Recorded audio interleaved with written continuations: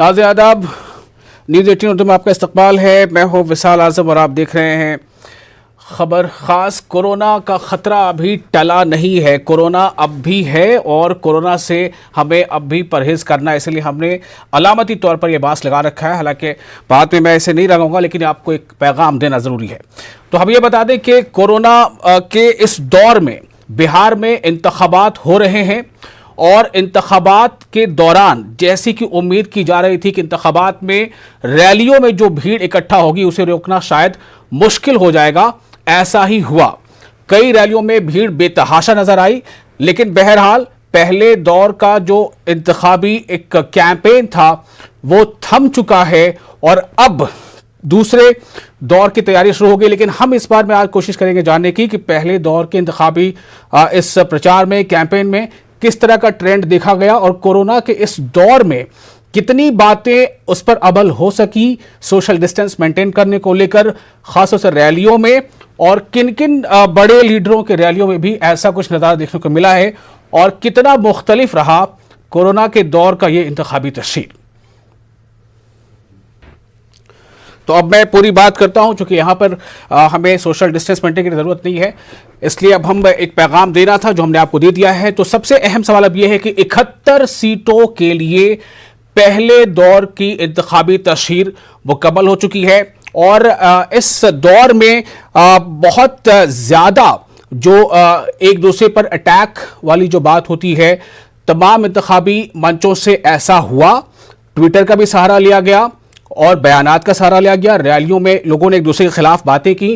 कोई भी लीडर या कोई भी पार्टी दूसरी पार्टी को जेर करने के लिए कोई भी मौका किसी ने गंवाया नहीं। लेकिन सवाल अब यह पैदा होता है कि आखिर 71 सीटों पर जो 28 अक्टूबर को वोटिंग होगी उसके हवाले से इस बार के कैंपेन का जो तरीका रहा,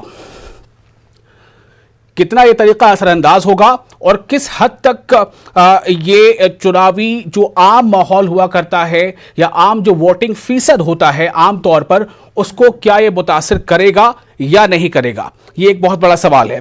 तो इस खास गुफ्तगू के लिए, इस खास मौजू पर बातचीत के लिए हमारे साथ कई मेहमान भी जुड़ेंगे। हम एक एक करके आपको उनका नाम बताएंगे, लेकिन सबसे पहले ये भी आपको बता दें कि बिहार में कुल 3 मरहलों में वोटिंग होनी है, जिनमें से पहला मरहला जो है वो 28 अक्टूबर का है और दूसरे मरहले की वोटिंग जो होगी वो 3 अक्टूबर को होगी और उसके बाद 7 अक्टूबर को तीसरे मरहले की 7 नवंबर को। तो 3 नवंबर और 7 नवंबर के बाद 10 नवंबर को नतीजों का ऐलान होगा और इन तमाम सवालों के जवाब मिल जाएंगे कि आखिर बिहार में इक़्तिदार पर अब कौन होगा, यानी बिहार में इक़्तिदार की कुंजी किसके हाथों होगी। तो ये पहला जो मरहला है काफी अहम है, इस बारे में हम बातचीत करेंगे। हमारे साथ खास तौर पर बता दें अरविंद वाजपेयी जुड़ रहे हैं, एलजेपी के तर्जुमान है अरविंद वाजपेयी, और प्रोफेसर गुलाम गौस जेडीयू के तर्जुमान है और अजय उपाध्याय कांग्रेस तर्जुमान है। साथ ही हमारे साथ होंगे मोहम्मद काशिफ यूनुस जो कन्वीनर है बिहार मुस्लिम महापंचायत के और काफ़ी इनके पास सहाफ़ती तजुर्बा भी है, ये चुनाव को आमतौर से एनालिसिस करते रहे हैं। तो सबसे पहले अगर आपको मेरी आवाज़ काशिफ यूनुस साहब मिल पा रही है तो मेरा सबसे पहला सवाल आपसे ही होगा कि कोरोना के दौर में बिहार पहली ऐसी रियासत बनी है जहां मुकम्मल असेंबली इंतखाबात हो रहे हैं पूरे तौर पर। कितना आपने फ़र्क महसूस किया कोरोना के दौर के इंतखाबी तशहीर में और बाकी जो कोरोना के बगैर जब हुआ करता था ये तब में, और क्या आपको लगा कि कोरोना के दौर में भी इंतखाबी तशहीर में एक दूसरे पर इल्ज़ाम तराशी, छीटाकशी उसी लेवल पे थी या उससे कम या ज़्यादा? जी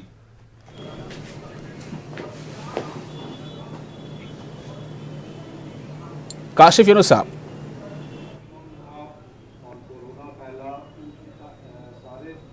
बाद भी जो पॉलिटिक्स थी उस पर चलती रही और इलेक्शन में भी वही चीज देखने के लिए मिल रही है। जो इलेक्शन में सामाजिक सरोकार के मुद्दे हैं उस पर कोई खास बातचीत नहीं हो रही है और पूरा इलेक्शन छिटाकशी पे चल रहा है। ये दिखाता है कि जिस तरह से भारत का जो प्रजातंत्र है उसमें जो गिरावट है, उस गिरावट को ये बहुत ज्यादा एयर करता है कि इस लॉकडाउन में और इस क्राइसिस में, इस कोरोना में भी जो चुनाव आज हम कर रहे हैं वो चुनाव भी बिल्कुल पिछले चुनावों का जैसा ही है। उसमें कोई खास इम्प्रूवमेंट नहीं है कहीं पॉलिटिकल पार्टीज के अंदर और पॉलिटिकल क्लास के अंदर कोई इम्प्रूवमेंट नहीं देखा जा रहा है।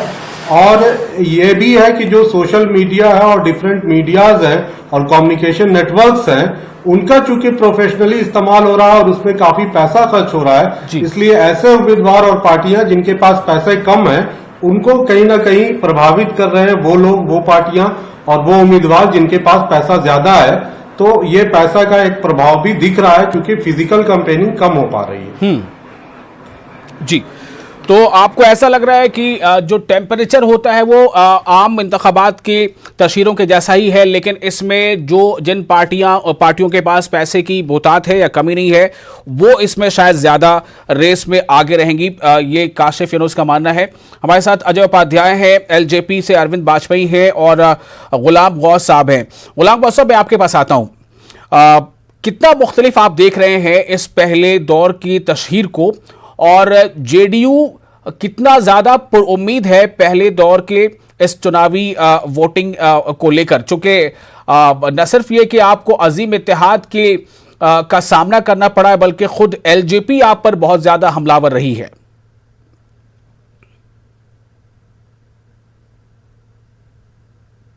जी गुलाम गौस, आपको मेरी आवाज नहीं मिल पा रही लगता है, मैं दूसरे मेहमान के पास जाऊंगा। प्रभात, हमारे साथ अजय उपाध्याय हैं कांग्रेस के। अजय जी, आपको मेरी आवाज मिल पा रही है? अजय उपाध्याय जी जी अजय जी, कितना मुख्तलिफ आपने महसूस किया? जैसे अभी हमारे जो पॉलिटिकल एनालिस्ट हैं वो कह रहे थे कि इस बार का जो इंतखाब है वो कैंपेनिंग तो बहुत हद तक पहले ही जैसा रहा, जो उसका हीट और जो टेम्परेचर था। ये अलग बात है कि कुछ जगहों पर ये फ़र्क कोरोना की वजह कर नज़र आया, लेकिन उनका कहना है कि जो बड़ी पार्टियां हैं, ख़ासतौर से जिनके पास पैसे की कमी नहीं है, वो इस तशहीर के रेस में आगे रही। कांग्रेस अपने आप को कहाँ देखती है?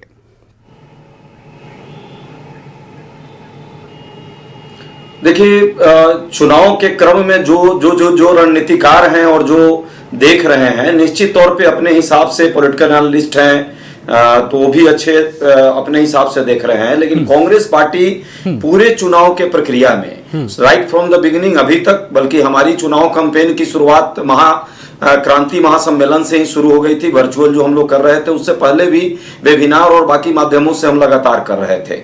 निश्चित तौर पे कोरोना का आंशिक असर जरूर है, लेकिन बिहार के चुनाव में जिस तरह से शीर्ष नेतृत्व भारत सरकार और राज्य की सरकार, मुख्यमंत्री और प्रधानमंत्री जिस तरह खुलेआम कोरोना का मजाक उड़ा रहे हैं और जिस तरह से लोगों को संक्रमण का शिकार बनाने के लिए लोगों पे छोड़ दिया है, तो निश्चित तौर पे अब राजनीतिक सियासत में कोरोना कोई इशू वहां रहा ही नहीं। कांग्रेस पार्टी ने पर्याप्त प्रयास किया है एहतियात बरतते हुए कि कहीं ना कहीं इस चुनाव को राजनीतिक दृष्टिकोण से भी हम लड़े और संक्रमण महामारी का न फैले इससे भी लड़े।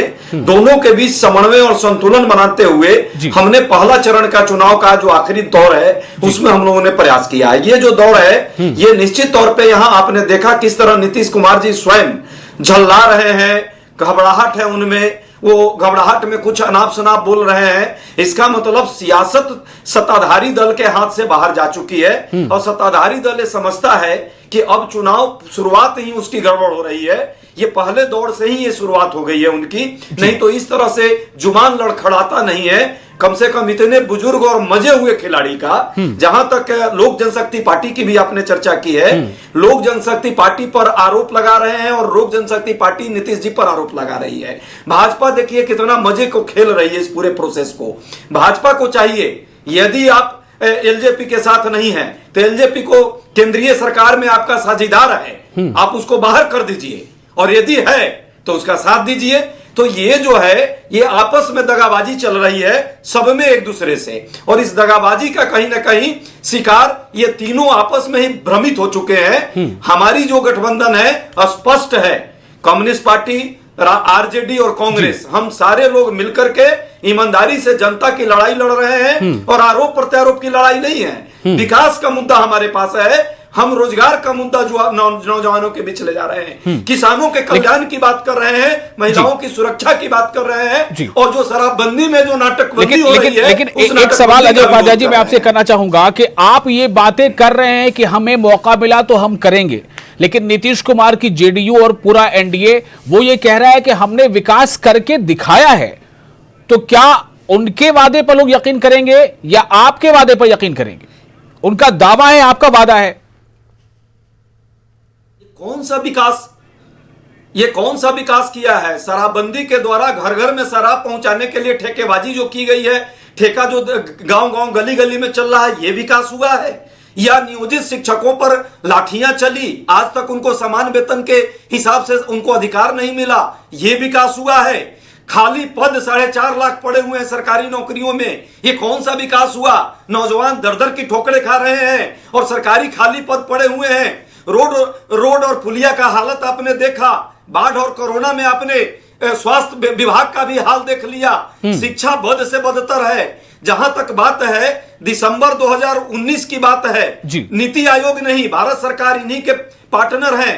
बड़े मियां की रिपोर्ट आई है नीति आयोग की कि जो है बिहार भूख में, गरीबी में, बेरोजगारी में, अशिक्षा में, स्वास्थ्य में सबसे निचले पायदान पर है। तो ये विकास किस बात का कह रहे हैं? पहली बात, जहां तक हम ठीक है, मैं आपके इसी पॉइंट का जवाब देना चाहूंगा प्रोफेसर गुलाम गौस से, जो तर्जुमान है जेडीयू के। गुलाम गौस साहब, सबसे पहले तो ये जानना चाहता हूं कि पहले दौर का जो प्रचार है, तशहीर जो पहले दौर की है, वो खत्म हो गई, एक दिन आराम, फिर 28 को वोटिंग। जेडीयू के लिए ये पहला दौर कैसा रहा? चूंकि कोरोना का भी दौर था और साथ ही साथ अपने ही जो है वो अपने पर हमला कर रहे थे, एजीपी ने लगातार निशाने पर ले रखा था नीतीश कुमार को। गुलाम गौस साहब,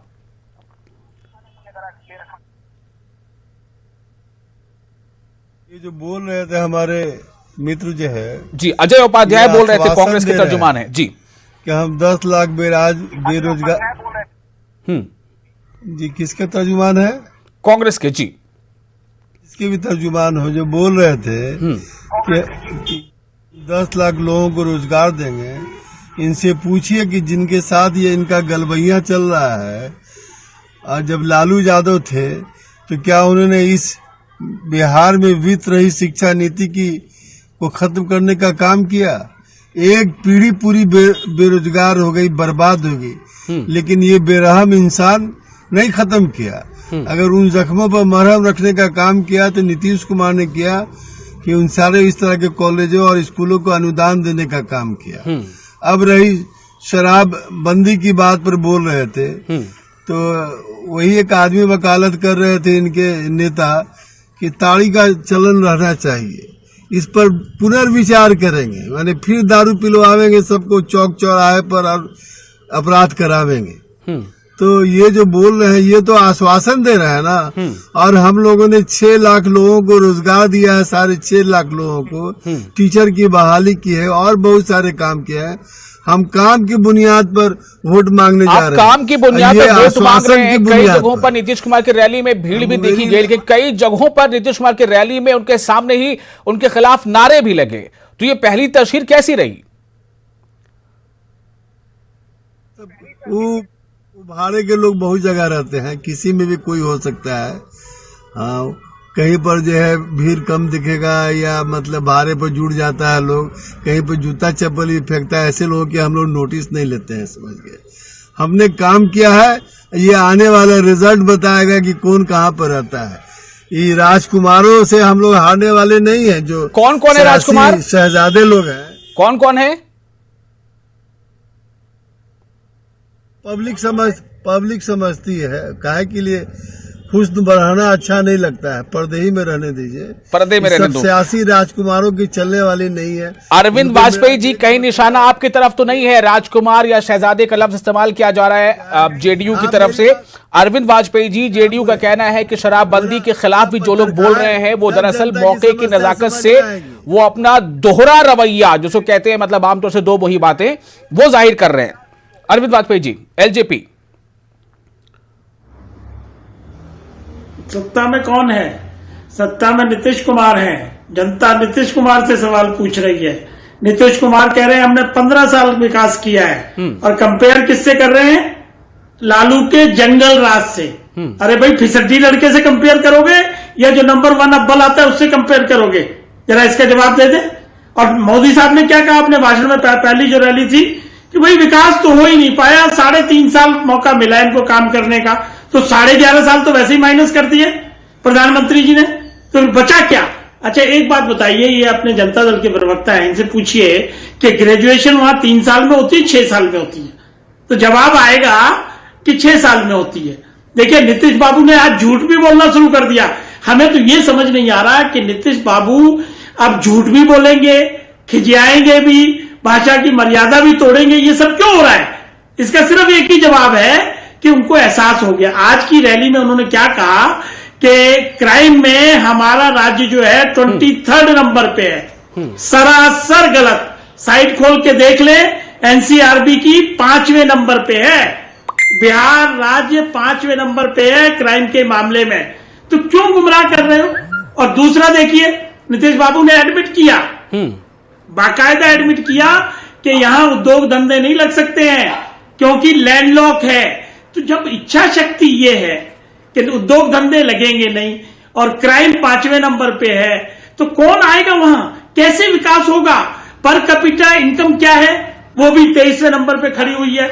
लिटरेसी के मामले में कहां खड़े हुए?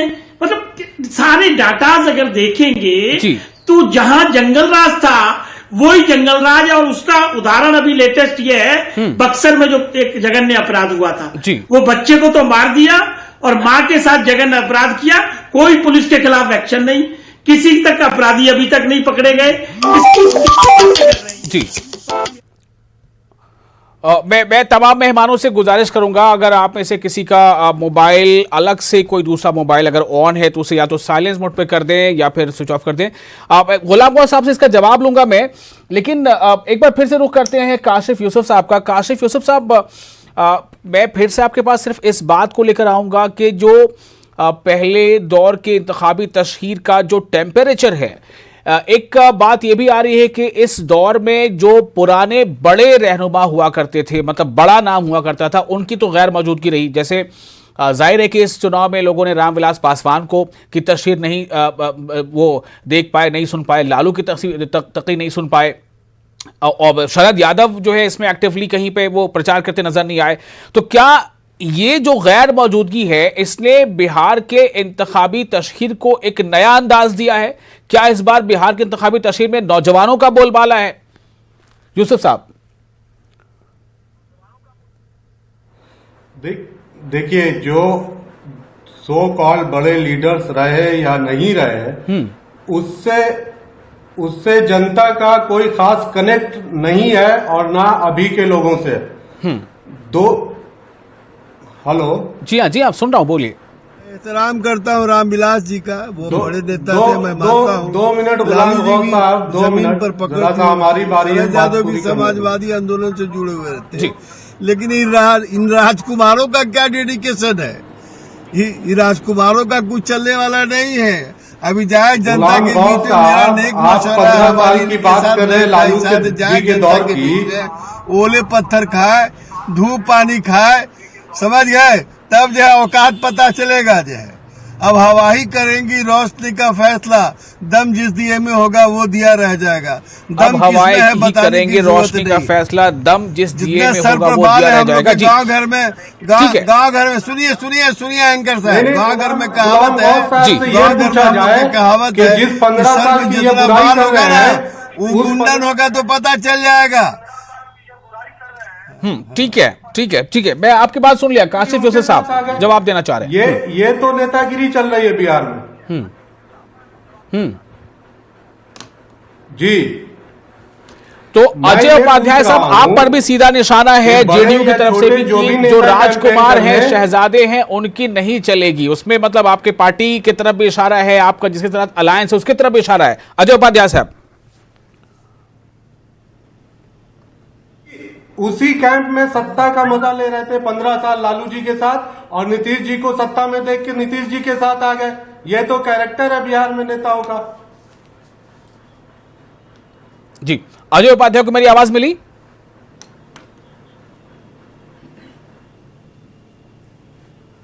मैं अजय उपाध्याय तक साहब को मेरी आवाज मिल नहीं पा रही है। जी, गुलाम गौस साहब कुछ कह रहे हैं। कैरेक्टर बता रहा हूं कि आप लालू जी की बुराई कर रहे हैं। लालू जी की जिस सरकार की आप बुराई कर रहे हैं, उसी सरकार में 15 साल आपने मलाई खाया, और जब नीतीश जी सत्ता में आए तो नीतीश जी के साथ आप चले गए। आप अपना आप आकलन करिए कि आप सत्ता के साथ क्यों बैठे हैं हर टाइम। गुलाम गौस साहब, सीधा सवाल आपसे है, आपको भी ये कहा जा रहा है कि मौका परस्ती की सियासत आपने की है। ये लोग भी थे सत्ता में। बोल रहा है, सुनो ना, बता रहे हैं जी आप बोलिए। जो बोल रहे हैं ना, मैं 2.5 साल सुन पहले नहीं, इस्तीफा सुन दिया नहीं, थोड़ा अच्छे से बात कर 2.5 लीजिए। साल गुलाम पहले गौस इस्तीफा साहब, दिया, आप सीनियर उनकी नेता हैं। बदौलत। आप सीनियर नेता मलाई हैं। चाटने वाले तुम लोग हो, मलाई चाटने वाले तुम लोग हो। तुम्हारा तबका रहा है हमेशा, तुम लोग हमेशा अंग्रेज के साथ रहे हो, कांग्रेस के साथ रहे हो, भाजपा के साथ, सबके साथ रहोगे जहां जहां सत्ता मिलेगा। चलिए, हो गया जी, गुलाम गौस साहब जवाब दे रहे हैं। गुलाम गौस साहब, देखिए आपके पार्टी के जो बड़े नेता हैं उनके बारे में लोग कह रहे हैं कि वो बड़ा बात करते करते खिजिया जा रहे हैं। क्यों ऐसी बातें सुनने को मिलती हैं? आपसे भी तवक्को की जा रही है कि इस डिबेट पे कम से कम शाइस्ता अल्फाज का इस्तेमाल करें। जितना पॉइंट आप किसी डेटा के साथ किसी को बताइए, क्या उसमें कमी रह गई नहीं रह गई है। अगर पर्सनल अटैक करेंगे तो मैं उनकी धज्जी उड़ा दूंगा। पॉलिटिकल बात हो रही है, पर्सनल issue अटैक पे करेंगे बात तो हो मैं रही है। धज्जी उड़ा दूंगा उस आदमी की। कहिए हम होश में issue रहने पर के बात लिए। कर रहे हैं गुलाम गौस साहब। बिहार पर आपकी कमेंट इज्जत करेंगे, हम अपनी पर जगह, कमेंट आपकी करेंगे। इज्जत इनका जरूर औकात करते है। हैं। आपकी पॉलिटिक्स पर बात कर रहे हैं। आपकी पॉलिटिक्स पर बात कर रहे हैं। इसीलिए बिहार के बारे में बोल रहे हैं। चले गए। बिहार का कैरेक्टर बता रहे हैं। बुराई करते हैं। बिहार का उस कैरेक्टर बता सरकार का रहे हैं। आप हिस्सा थे। 15 साल तक उस लालू सरकार का आप हिस्सा थे। आपको इस्तीफा करना चाहिए था अगर हाँ, लालू बिल्कुल सरकार है। खराब काम कर रही थी तो। हाँ, बिल्कुल मैं नहीं है। कह रहा हूँ कि लालू जी अच्छा काम कर रहे थे। मैं नहीं सुनिए कह रहा ना, हूँ कि लालू जी मैंने अच्छा काम कर रहे थे। सुनता है, ये नहीं बोल एक मिनट मैं आप लोगों से गुजारिश करूंगा, मैं गुजारिश करूंगा कि आज जो हमारा मौजू है उसी के आसपास हम लोग गुफ्तगू करें। गुलाम गौस साहब, कई बार मैं आपके साथ बैठा हूं, आपको याद होगा इससे पहले भी। थोड़ा सा आप लोग इसको स्मूथ करके आगे बढ़ते हैं। अजय उपाध्याय साहब, मेरा सवाल आप पर यह है कि गुलाम गौस जेडीयू के तर्जुमान है, उनका काफी सीनियर लीडर, उनका कहना है बार बार कि इस बार शहजादों की नहीं चलेगी। क्या कांग्रेस को या अजीम इत्तेहाद यानी महागठबंधन को लगता है कि यह निशाना, तीर का निशाना उनके तरफ भी है?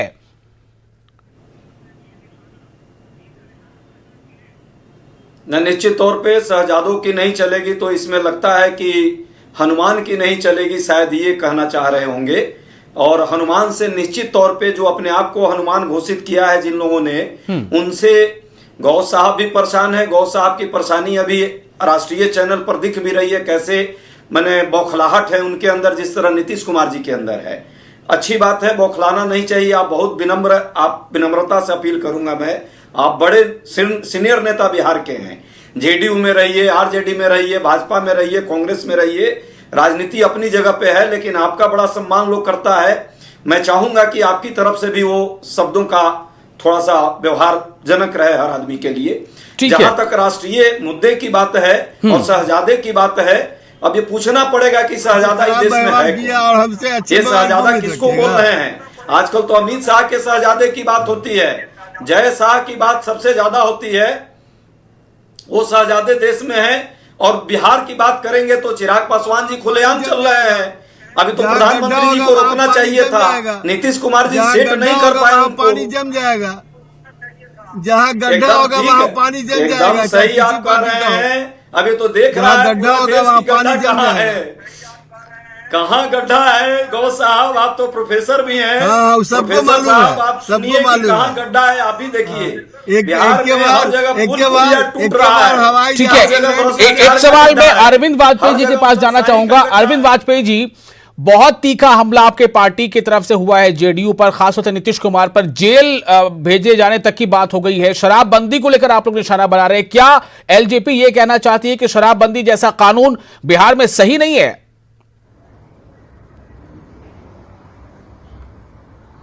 नहीं, ये नहीं कहा हमने कि शराबबंदी कानून अच्छा नहीं है। हमने ये कहा कि शराबबंदी कानून के नाम पे तस्करी हो रही है, मतलब रोजगार तो दे नहीं रहे। इलीगल जो काम लोग कर रहे हैं उसकी तरफ जो बढ़ावा हो गया है और जो लोगों को जेल भेजा जा रहा है, जमानत नहीं हो रही है, तो ये किस तरह की व्यवस्था बनाई है नीतीश कुमार ने? देखिए, हम जनता के साथ खड़े हैं। देखिए, हुआ क्या, दिसंबर में हमने रथ निकाला जी, और उसके दौरान हमें एक एक चीज की जानकारी मिली। देखिए, एक एग्जांपल देता हूं।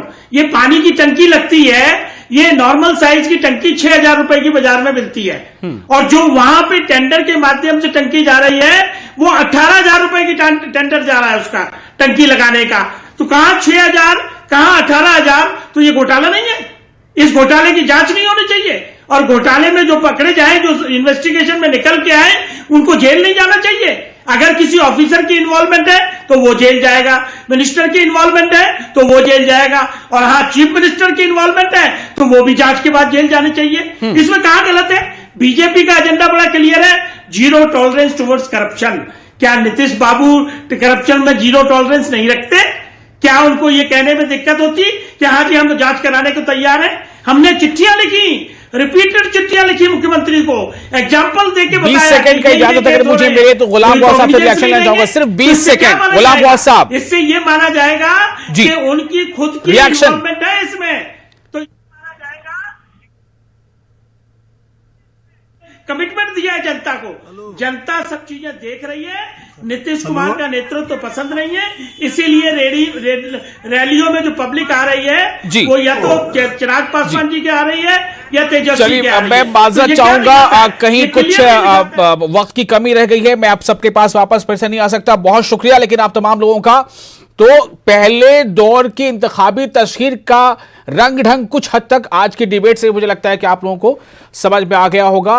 अब सवाल यह पैदा होता है कि आवाम के जहनों में क्या है और आवाम अपना फैसला 28 अक्टूबर को पहले दौर के चुनाव के दौरान क्या देती है। बहुत बहुत शुक्रिया आप तमाम लोगों का।